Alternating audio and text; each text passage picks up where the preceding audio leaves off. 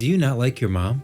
Would you help a dark mage who hates her and trap her in a dark realm full of chains with thorns on them so that she can kill her? Well, you shouldn't. You should be nice to your mom. I'm sure she's a nice lady. But Mel does this, so let's talk about it. A lot that has to do with Mel and the Black Rose will probably be explained further when we go to Noxus, which is, let's be real, probably where we're going.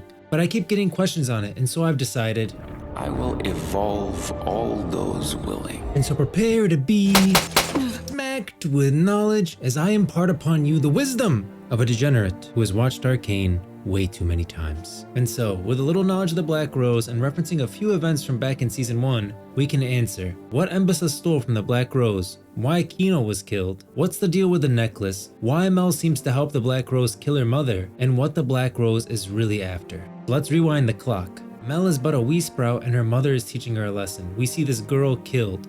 I'll tell you what, Ambessa doesn't just kill her to teach Mel that a wolf has no mercy and prevent future wars. Perhaps this battle has a lot more to do with this girl than we're originally told. Perhaps the Black Rose orchestrated this whole war so they can acquire her. And Ambessa killing her, I'm sure pissed them off. Why would the Black Rose want to acquire this girl? Well, because this girl probably has some kind of magical ability. And if you know the lore of runeterra, the Black Rose is always looking for new weapons. There's a character, Rel, who controls metal. She's from Noxus, and her whole story revolves around the Black Rose and them wanting to control her. Now, the head of the Black Rose is LeBlanc, and we see her give this speech to Mel, which is probably one of the most important speeches in the whole show. Remember two things before I explain. Mel calls LeBlanc a deceiver. I see your face, deceiver. And Mel states that the best lies come hidden in truth. I know about the Black Rose. They're nothing but lies. You taught me the best lies come wrapped in truth. So we're getting some truth and some lies here. What are some of the truths? Mel is an empath, attuned to the ethereal, able to sense other inner selves, a conduit and a mirror. This is a truth. And this is a big problem for LeBlanc if Mel is against her. LeBlanc is all about deception. She can be anyone, anywhere. But Mel can see through her. Even towards the end, what does Mel say? I see your face, deceiver. Well, Mel's able to see through LeBlanc. What's another truth? Your power has merit, but should someone want you dead, a blade would do nicely. Also true, Mel's power is strong, but she can still be killed with just a sword. Now, what are some half-truths? LeBlanc then goes on to say Kino is dead, and LeBlanc gave Ambessa every opportunity to atone for her transgressions. This is a truth with omission. Let's assume that they wanted this girl we first see Ambessa kill when Mel is still a child. Ambessa kills her, then the Black Rose finds out Mel is magical in nature. They say, we'll forgive your actions, but we want the magical offspring from you, who they think maybe is Kino at first. Instead, Ambessa sends Mel to Piltover. So while they gave her every opportunity to atone for her transgressions, she doesn't really get into what were those opportunities. But we don't know all of these opportunities. One opportunity that we saw during the runtime of the show that they gave Ambessa was with Amara. And with the knowledge that we have at the end of season 2, it adds so much to this interaction.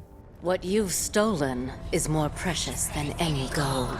Now, I think what she's referencing here, which is more precious than any gold, is Mel. At the end of the day, the Black Rose doesn't care about gold, they care about power. And Mel, as we've seen in Arcane so far, is very powerful. And they seem to feel like they have some kind of ownership to Mel, some kind of right to her. Hopefully that gets explored more in the next series, which I do think we're going to Noxus. Did you truly believe Piltover was beyond our reach? This is because Ambessa sent Mel to Piltover, hoping that the Black Rose wouldn't be able to reach her there. This is a taunt. My son is dead. Is that not enough to sate your bloodlust? Now, what Ambessa is saying here is her hope, what she hoped would happen. She hoped that they would see Kino dead and they would think that that satisfies the Black Rose, at least for now. And this insults Amara. Amara gets mad at this because it's not about bloodlust. And Kino is dead, at least to the Black Rose, because Ambessa would not give Mel to them. And she tells her right after this, saying, I have not insulted your intelligence, Ambessa. Do not insult mine. We know what you're chasing in Piltover. We will not allow it. And what they know is revealed by LeBlanc later in that conversation with LeBlanc and Mel. The calamity is approaching. Ambessa sits at the helm, blinded by her thirst for legacy. Which is another half-truth, by the way, because there is a calamity approaching. It does rival the Rune Wars. We see that in the future with Jace. But Ambessa's at the helm not because of her thirst for legacy. She wants to protect her family, she wants to protect Mel, and I'm sure there's a part of her that does want revenge for Kino. By the way, if you don't know what the Rune Wars are, they do reference it in Arcane, but they don't really explain it to you. The Rune Wars is a war in the past, a long time ago, where people used world runes to fight each other. Well, those little runes that Victor is giving Jace at the beginning, those can be like a grenade. Well, a world rune is more like a nuclear weapon, and people use those against each other. Whole history was lost. The entire world was changed. Continents were destroyed. Maybe I'll release a video going over the rune wars because it has a lot to do with Noxus and Demacia. And honestly, I do talk a lot about the rune wars in my Why Demacia is Magus video, so feel free to watch that. That'll fill you in on the rune wars, since Demacia exists kind of because of the rune wars. But back to Amara saying we will not allow it. Ambessa takes this as, you're confirming my suspicion that I will find a weapon in Piltover that will destroy you guys. Well, the Black Rose definitely doesn't want Ambessa to get a weapon that can destroy them. It's more that they actually want to stop her because whatever weapon she's pursuing will lead to the destruction of runeterra. Anyways, needless to say, this opportunity doesn't go very well. Ambessa kills Amara. You should have given up the feud. And the feud that Amara is referencing is the feud that Ambessa has with the Black Rose. And this is confirmed later when Mel and her are talking, she also calls it a feud. Piltover has nothing to do with your feud. And what's important here is that there's absolutely no way Ambessa is ever giving up this feud. She values family above all, and the Black Rose killed Kino. You have no inkling what family is to me. And anyways, the whole deal is crazy. Can you imagine someone telling you to choose between your children? But she can't really trust that even if she gives them Mel, which would be tough to do, that Kino would be returned to her. I kind of doubt it, to be honest. But the Black Rose, true to their word, kills Kino. So Kino being dead and LeBlanc giving her opportunities to atone for her transgressions is like a half-truth, a truth of omission. What's another truth? The test. You want to recruit me. Your talents develop quickly. This was all a test just prior to the scene with Mel and the illusion of Kino with the runes on the wall. It was a test to see if she could see through it. Basically, how powerful are her empath abilities? Can she see through this illusion that LeBlanc has created? She says, your talents develop quickly, it's no coincidence. Because the Arcane is waking up, it seems like mages are becoming more powerful and faster. And I think this will have more impact in wherever we go. We'll see more about the Arcane waking up in Noxus. So this is the truth. The test that they gave her is true. They want to recruit her. Next, we get a half-truth. Mel asks, what has my mother done? Here's the truth. She says calamity is approaching, rivaling the rune wars. That's true. They foresee that whatever Ambessa is trying to do in Piltover to acquire this weapon against the Black Rose, it's going to end badly for the world. But then she follows that up with a half-truth. Ambessa at the helm. Ambessa has something to do with it, but she's not really at the helm. We see this shot, which looks like, honestly, Victor at the top of the Hex Gate. Although it's very abstract, it's almost blurry, right? She's showing Mel this is happening, but she's telling her that Ambessa's at the helm, not that Victor's at the helm. So it's a half-truth. Ambessa definitely contributes to it. Maybe Victor wouldn't be able to accomplish his goal without them. I do not have the strength to overcome the defense. I will deliver you to this anomaly. But she's not really at the helm. Next piece is also true. We can't afford another failure. They can't afford another failure. Remember, Amara failed, and they probably failed before, but now they are reaching the end, the climax, and should Ambessa and Victor succeed, the world ends, so to speak. It's definitely going to be worse than the Rune Wars. This is what you see in me? I see salvation. Next is another truth. She sees salvation in Mel. She sees that she can stop Ambessa and save both Piltover and all the cities beyond Piltover that would be affected if Victor and Ambessa win. She has always done what she thought was best for the family. Your brother thought so too. The next thing is also, we don't know if it's true or not. She says her brother thought that Ambessa also did what was best for the family. I think she's just saying that, like, she's trying to make it look like Kino was deceived by Ambessa, which I'm not sure about the Kino-Ambessa relationship, but I don't think it's as bad as LeBlanc is trying to make it out to be. LeBlanc is trying to make it where Ambessa got Kino killed and that Mel should side with them and Kino. And it wasn't their fault that Kino died, it's Ambessa's fault that Kino died. And that Kino was also disillusioned with their mother, thinking that she was doing what was best for their family. Next, we get a lie. Until he uncovered her secret, your birth, the entire course of your life. Kino knew about Mel's birth. Very likely not the case. I do believe that it was Ambessa who discovered Mel's birth led to these powers, and so she sent her to Piltover because of it, so the Black Rose couldn't get her. Next is another lie. She hid you because you are that which she covets most, a weapon. But that's not true. Ambessa doesn't value weapons, she values family. You have no inkling what family is to me. The Black Rose wants the weapon. It's a complete lie saying Ambessa is just trying to hoard Mel for herself because she wants to use her as a weapon. That's not the case at all. The Black Rose wants the weapon. What really happened to Kino? You let him die? Ambessa wants the daughter. Then what's the deal with this necklace? And the reason LeBlanc first appears to her as this girl and why she gives her the necklace is LeBlanc is playing and using the pain of Mel's memory of Ambessa killing this girl. That was a big moment for Mel, something that she remembers and something that she disagrees with her mother on, that she doesn't think that this girl should have been killed. We can show the people we are merciful.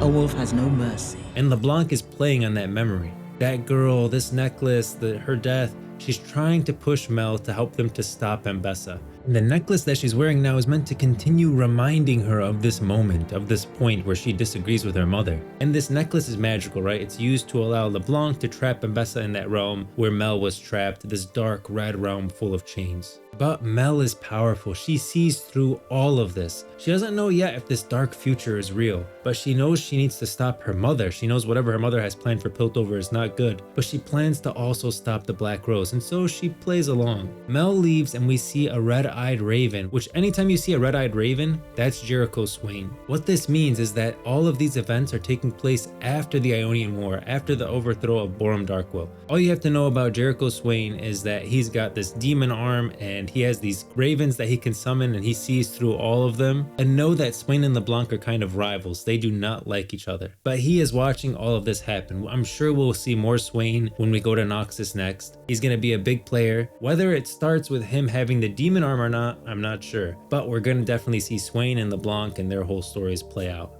I do have an older video that goes through the complete timeline of Noxus, so if you're interested in the current canonical timeline of Noxus and you want to learn that, check out the card above right now. Some people saying Mel walks to Piltover, but guys, southern Noxus borders Piltover, and we know Ambessa fights as far south as Basilich. And so this place is probably somewhere around the Great Barrier Mountains, and she can easily hitch a horse or something to get to Piltover pretty easily. But why doesn't LeBlanc just teleport her there since she teleported her here? I honestly don't know, maybe it's just to avoid drawing suspicion. Anyways, Mel gets to Piltover and we see Swain's Raven again. Her and Jace have a small fight with Victor, which Mel still doesn't know that this is tied to her mother, but she knows things are worse. Mel and Jace have a conversation after this, and Mel tells him that this blood is alien to me.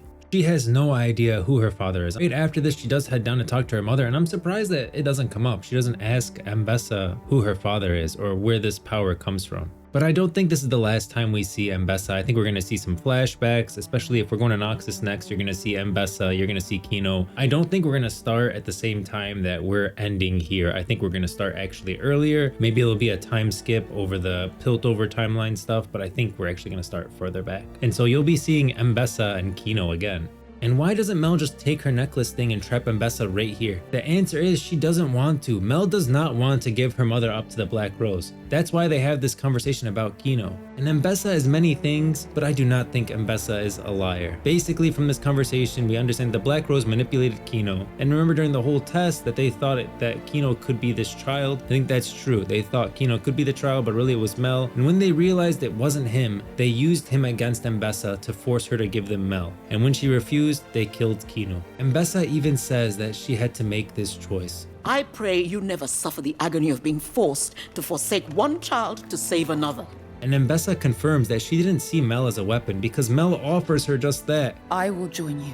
We can avenge Kino together. But Ambessa would not want Mel to be a weapon. She would rather deal with the Black Rose herself for Mel. She also doesn't think Mel could win. She is not the wolf in Ambessa's eyes.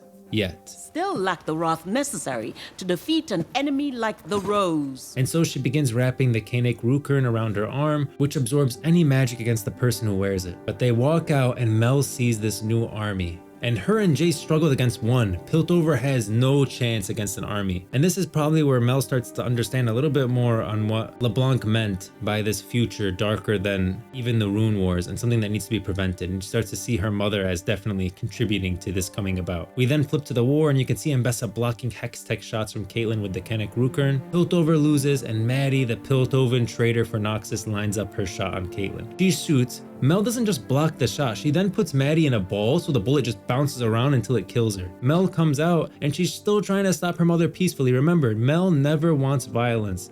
Even as a child, something she liked about Kino is that, which she states, Kino says war is a failure of statecraft. Mel has always tried diplomacy first. Even when everyone else is trying to fight, Mel is seeking diplomacy. Everyone starts getting evolved and they raise these flags, which are basically a sign to Victor that, don't evolve anyone past these signs. And Mel pleads for her mother to stop again. telling Ambessa to look at the price of her ambition. Kino, Rictus, this entire city, but her mother still refuses her. And it's now when Mel knows she must fight her mother, but she can't really do much with the Kenneck Ruker wrapped around her arm. Eventually, Caitlyn manages to get it off. She does have to give up a left eye to do it, and with it off, Mel uses the necklace to summon LeBlanc and entrap her mother in this dark realm, telling Ambessa a wolf has no mercy. At this point, she's learned her lesson, and the only way to defeat the Black Rose and hopefully stop everything that's happening in Piltover and will affect the rest of the world according to LeBlanc is to have no mercy. However, Mel is not allied with the Black Rose. They killed her brother, but she knows she has to stop her mother, that there was some truth that her mother would cause a cataclysm that rivaled even the Rune Wars, but she wants to end the Black Rose too.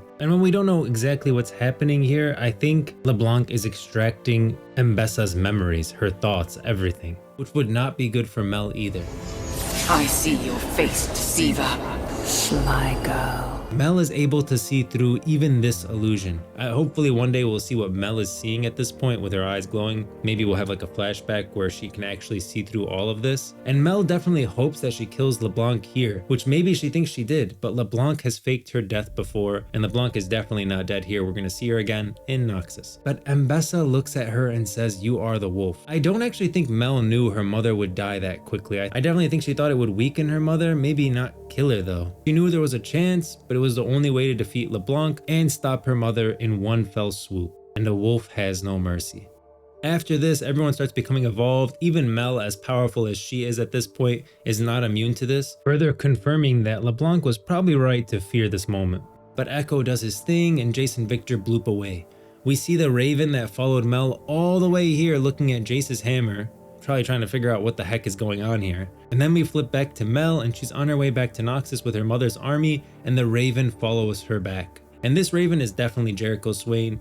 We'll talk more about timelines, where we may start with Noxus, and what we could see in Noxus in a future video. Ambessa, Mel, and Noxus were supposed to be one video, but there's so much story in Arcane. I think Ambessa's story will be included in the full Ambessa lore video, or her whole life from beginning to end, which will go beyond Arcane from before Arcane even started. And we're obviously going to have the what comes after next, which is going to be a Noxus video, and it's going to tie in Ionia and Demacia, and you'll see all those connections. But what do you think about LeBlanc, Ambessa, Mel, us going to Noxus next? I do feel like a lot of people got confused in season 2, and I think that's honestly not a bad thing about Arcane. Arcane leaves a lot of stuff up for your interpretation. It doesn't spoon feed you everything. And I think that's actually a good thing about Arcane.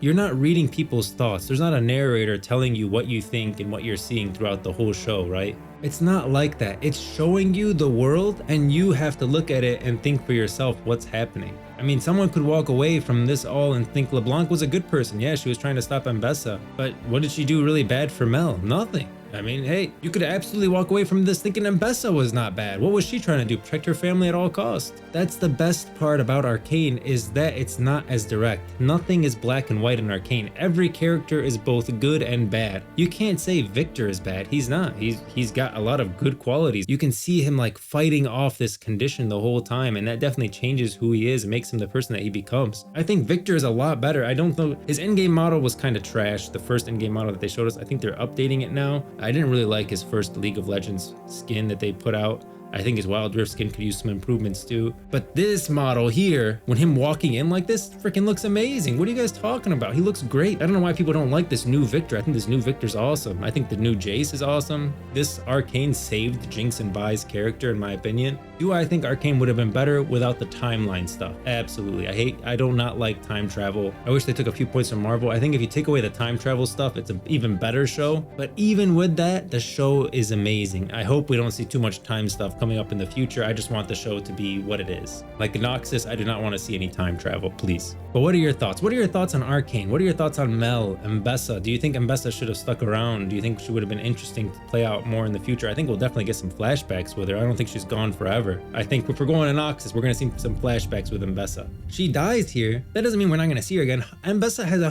whole story that we've never seen. If we're going to Noxus, you know we're getting some flashbacks for Ambessa. But where do you guys think it's going to go? LeBlanc, talking about LeBlanc, talking about Jericho Swain. I want to hear your thoughts. One of my favorite parts about these videos is reading your comments and hearing other people's perspectives on the show. But hey, like this video if you liked it, subscribe for future runeterra videos. Big, massive shout out to those who joined the channel. It means a lot to me, seriously. But thanks for stopping by the Grove, and I will see you in the next one.